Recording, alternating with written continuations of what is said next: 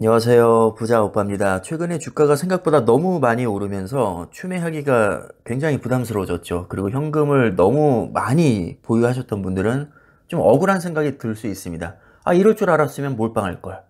아, 몰빵했다가 지금 뺄 걸.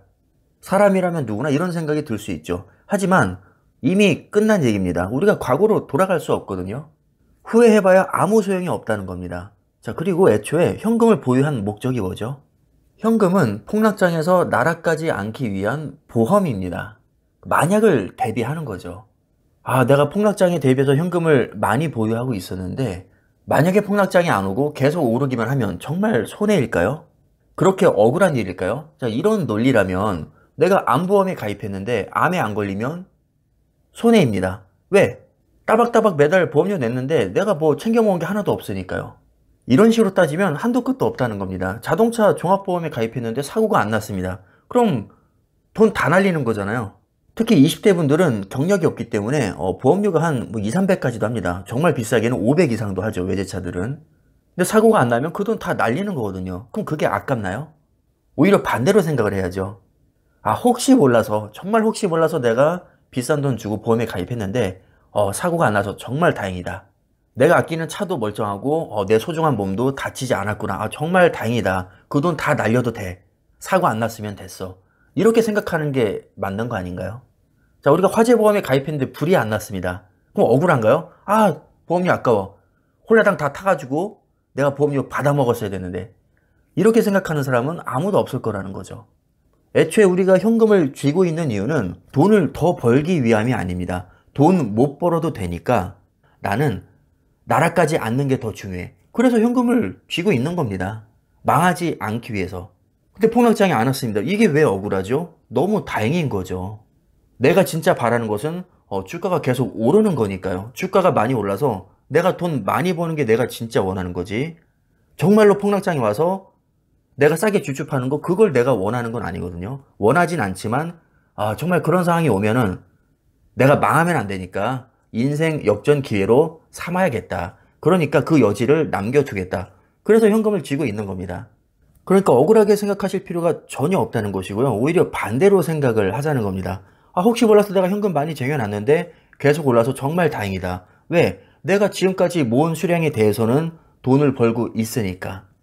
내가 자는 동안에도 내 자산이 늘어나고 있으니까 너무 다행이죠.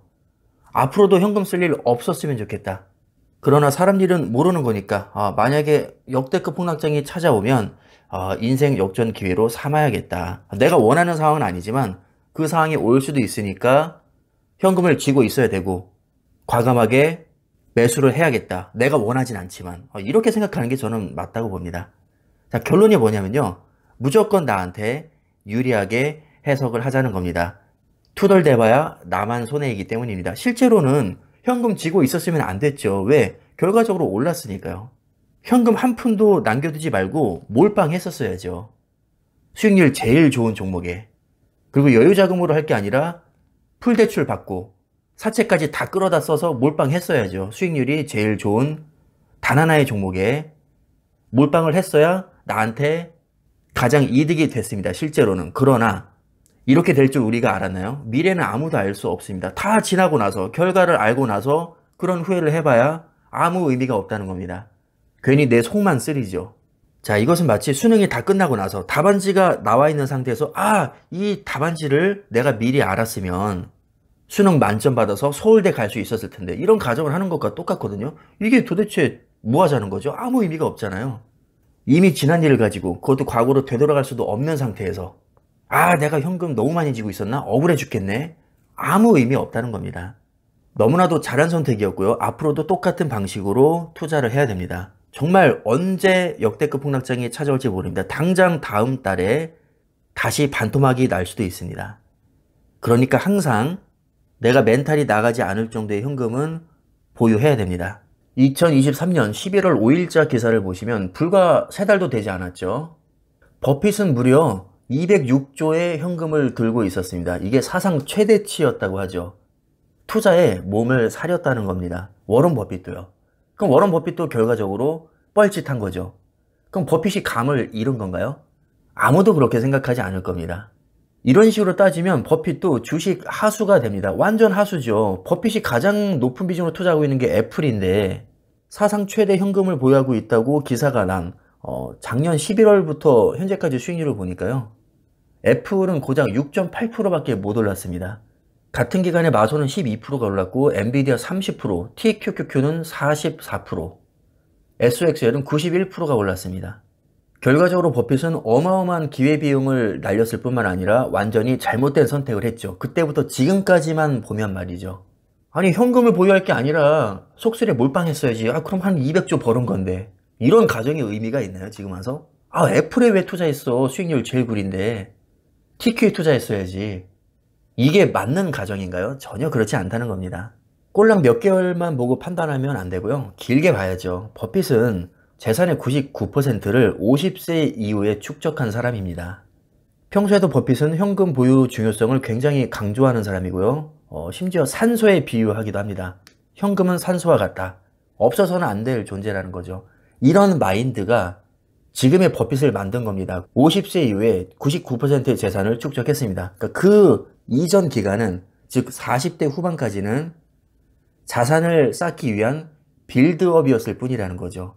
시드머니를 잘 지켜냈기 때문에 50세 이후에 폭발적인 성장을 할 수 있었던 것이고요. 그 이전부터 야금야금 정말 차곡차곡 복리로 돈을 불려왔기 때문에 50세 이후에 폭발적으로 자산이 증가할 수 있었던 겁니다. 그래서 당장 몇 푼 못 먹었다고 우리가 억울해할 게 아니라 나중에 더 많이 먹을 건데 뭐. 자산을 지키는 것도 중요해. 지금 당장 몇 푼 못 먹어도 내가 현금을 보유함으로써 소중한 자산을 잘 지키고 있으니까 후반부로 갈수록 지금 내가 지켜낸 돈이 2배, 3배, 10배로 돌아올 거야. 돈을 버는 것도 중요하지만 지키는 것은 더 중요해. 이렇게 그냥 합리화 시키시면 됩니다. 굳이 내 스스로를 괴롭혀가면서까지 이럴 줄 알았으면 몰빵할 걸. 짜증나 죽겠네. 스스로를 갉아먹을 필요가 없다는 겁니다. 어차피 엎어진 물이고 과거로 돌아갈 수 없으니까요. 내가 멘탈 안 나가기 위해서 억지로 합리화시키는 거, 이것도 실력입니다. 자, 그리고 많은 분들이 또 멤버십 가입을 해주셨는데요. 곽영성님, 용산금동이님, 정대우님, 진아님, 크리스탈골드님, 참회사님, 함께해요님, 왕구리구리님, 정민규님, 이태호님, 멤버십 후원 진심으로 감사드리고요. 또 미애님께서 슈퍼땡스 10,000원 후원을 해주셨습니다. 정말 거금을 해주셨는데 여러분들께서 이렇게 후원을 해주시면 영상을 제작하고 채널을 운영하는데 굉장히 큰 힘이 됩니다. 원동력 그 자체가 되는 거죠, 사실은. 다시 한번 감사의 말씀 드리고요. 영상 이쯤에서 마무리하도록 하겠습니다. 감사합니다.